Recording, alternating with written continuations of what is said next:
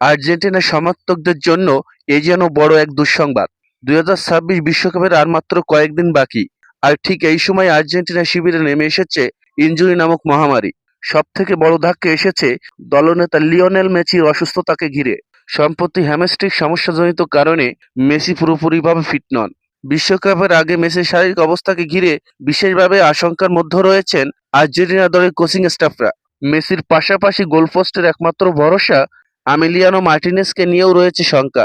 Practice ম্যাচে অনুশীলনের সময় হাতের আঙুলের চোটের কারণে কিছু ম্যাচ থেকে ছিটকে পড়তে পারেন বাজপাখি নামে খ্যাত এই গোলরক্ষক। অন্যদিকে মিডফিল্ডের প্রাণভোমরা রদ্রিগো ডি পলকে ঘিরেও দর্শকদের মধ্যে তৈরি হয়েছে আলাদা উদ্বেগ।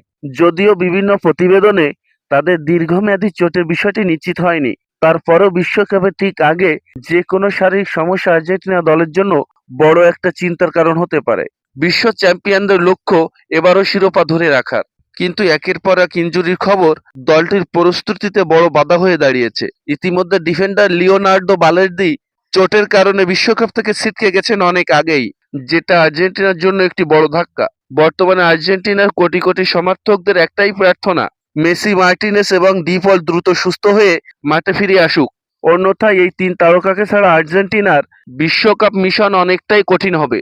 সো প্রিয় ভিউয়ার্স, এই বিষয়ে আপনার কি মন্তব্য জানাতে পারেন আমাদের কমেন্ট বক্সে। ভালো থাকবেন, ধন্যবাদ।